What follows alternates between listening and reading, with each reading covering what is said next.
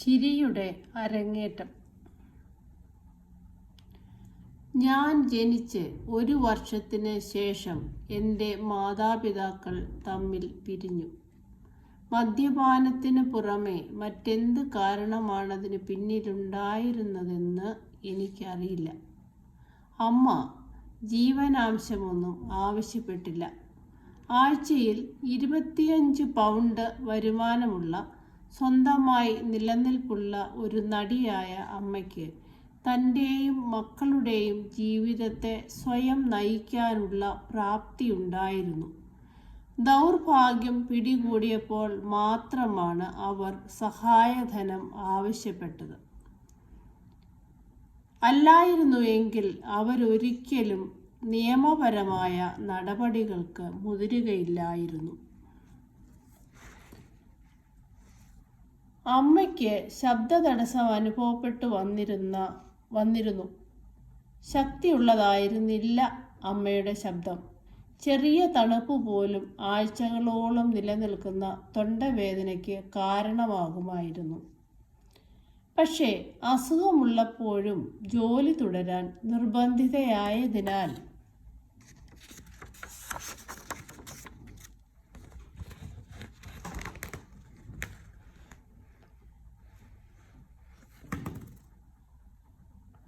തൊണ്ടയിലെ പ്രശ്നം ക്രമേണ ഗുരുതരമായി. സ്വന്തം ശബ്ദത്തെ വിശ്വസിക്കാനാകില്ലെന്നായി. പാട്ട് പാടുന്നതിനിടയ്ക്ക് പെട്ടെന്ന് ശബ്ദമിടറുകയോ അതൊരു മന്ത്രണമായി പരിണമിക്കുകയോ ചെയ്യും. അതോടെ കാഴ്ചക്കാർ ചിരിക്കുകയും കൂവാൻ തുടങ്ങുകയും ചെയ്യും. അതിനെക്കുറിച്ചുള്ള വിഷമം ആരോഗ്യത്തെ ക്ഷയിപ്പിക്കുകയും മാനസികമായ തകർച്ചയ്ക്ക് കാരണമാക്കുകയും ചെയ്തു. അതിൻ്റെ ഫലമായി അമ്മയുടെ നാടക പ്രവർത്തനങ്ങൾ കുറയുകയും ഒടുവിലത് പ്രായോഗികമായി നിലച്ചു പോവുകയും ചെയ്തു. 5-ാം വയസ്സിൽ ഞാൻ എൻ്റെ അരങ്ങിലെ ആദ്യ പ്രകടനം നടത്തിയത് അമ്മയുടെ ശബ്ദപ്രശ്നം കാരണമാണ്. വാടക വീട്ടിൽ തനിച്ചാക്കി പോകുവാൻ താല്പര്യമില്ലാത്തതിനാൽ അമ്മ എന്നെ തിയേറ്ററിലേക്ക് കൊണ്ടുവരുന്നത് പതിവായിരുന്നു. അന്ന് ആൽഡർഷോട്ടിലെ കാൻറ്റീൻ തിയേറ്ററിലായിരുന്നു അമ്മ അഭിനയിച്ചിരുന്നത്.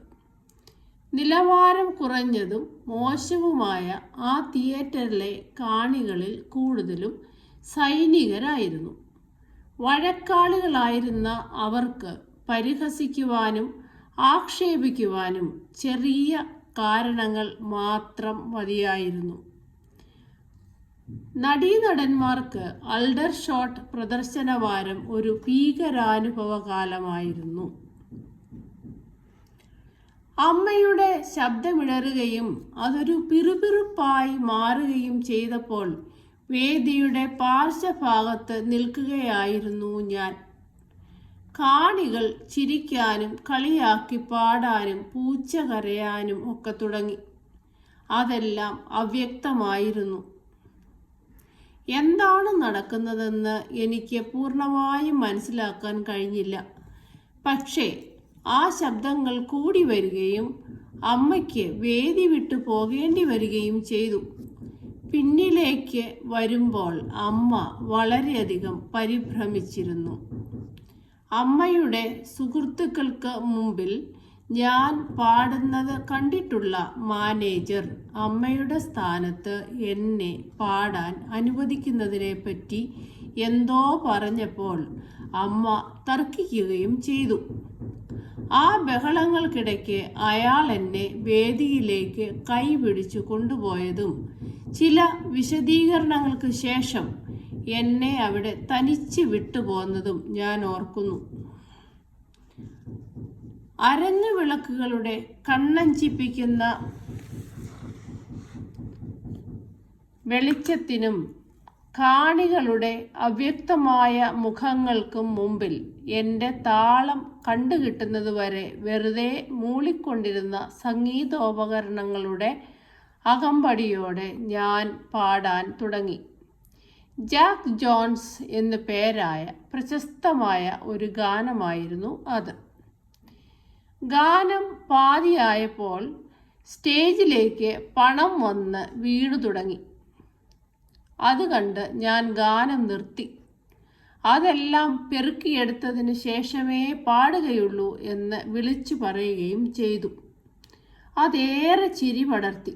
സ്റ്റേജ് മാനേജർ ഒരു തൂവാലയുമായി വന്ന് പണം പെറുക്കിയെടുക്കുവാൻ എന്നെ സഹായിച്ചു. അയാൾ അതെല്ലാം സ്വന്തമാക്കുമെന്ന് ഞാൻ കരുതി. എൻ്റെ തോന്നൽ മനസ്സിലായ സദസ് വീണ്ടും ആർത്തു ചിരിച്ചു.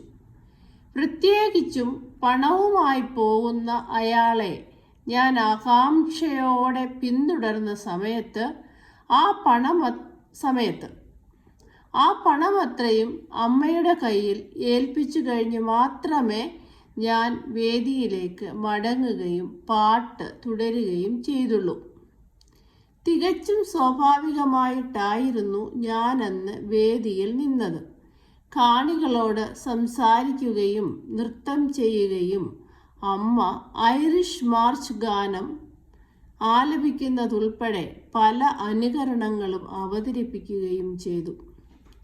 അതിലെ കോറസ് ആവർത്തിക്കുന്നതിനിടയിൽ അമ്മയുടെ ശബ്ദമിടറുന്നത് എല്ലാ നിഷ്കളങ്കതയോടെയും ഞാൻ അനുകരിച്ചു. അത് കാണികളിലുണ്ടാക്കിയ ആകർഷണം എന്നെ വിസ്മയിപ്പിക്കുകയും ചെയ്തു. ചിരിയും പ്രശംസാവചനങ്ങളും പിന്നാലെ പണവും പ്രവഹിച്ചു. പിന്നീട് വേദിയിൽ നിന്നെന്നെ കൊണ്ടുപോകുന്നതിനായി അമ്മ വന്നപ്പോൾ ആ സാന്നിധ്യം വമ്പിച്ച കരഘോഷത്തിന് കാരണമായി. അതായിരുന്നു എൻ്റെ അരങ്ങേറ്റം, അമ്മയുടെ അരങ്ങൊഴിയലും. എൻ്റെ ആത്മകഥ ചാർലി ചാപ്ലിൻ. വിവർത്തനം സ്മിത മീനാക്ഷി.